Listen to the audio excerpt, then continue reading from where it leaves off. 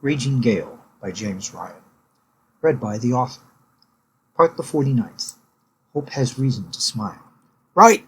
Osai commanded to the rest of the Raging Ghoul's crew, as Charles and Aqua bowed to him in appreciation for being allowed to join up. Commence with the salvage, and prepare to cast off as soon as you are done! Hope imagined that Charles was still looking at her, as he and Aqua left the French prize, before the crew of the Gale had picked her clean, but she did not look to confirm. The busy work going around her as the rest of the crew grabbed foodstuffs and stores, after making sure no treasure was left, was too much of a distraction for her to check. She smiled nonetheless at the thought that he might.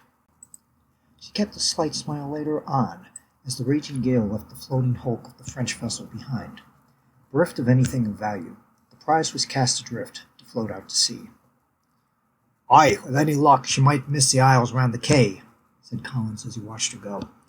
"Go past them and end up deep in the ocean to drown." Said Hope. Collins looked at her more closely. "You're smiling," he said. "That can't be good." "Oh?" "I never thought you'd be able to smile. It's not your nature. If you found something to smile at like that, then that means the world as we know it is about to end, and God is ready to pass judgment."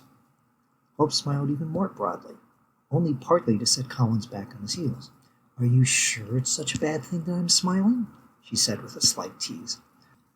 "I want to know what could have so set you against the natural order to—" "Ah," said Charles in Normandy, with Osai by his side. "You must be Monsieur Collins, no? The quartermaster informs me that you are the master gunner." Collins looked Charles up and down, as though we were lining up the sights of a piece. "Ever fire artillery, boy?" he asked. "Well, no, but I am more than willing to learn." "Very well, then when it comes time to learn, that your first time is not your last." He gave a look between him and Hope, and said under his breath, "Royals and their whims." "Not a man of bon temperament, is he?" Charles asked Hope.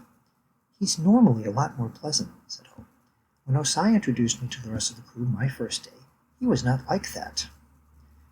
"Permit me to note," said Osai, "that Mr. Collins did not assess your skills as a gunner at the time." "I would expect you to come aboard based more on your musical skills, no?" Charles asked Hope. "Or was it your joyeux visage, then?" Hope waited for Charles to follow up his flattery with further flowery comments. While she had thought she would explode if he went further and touched her, let alone picking up her hand, there was something pleasant in considering that as a way to die. Thank you for taking this moment with me. If you want to keep up with new chapters as they get posted, please subscribe to the channel and click the bell icon for notifications for when pieces go up.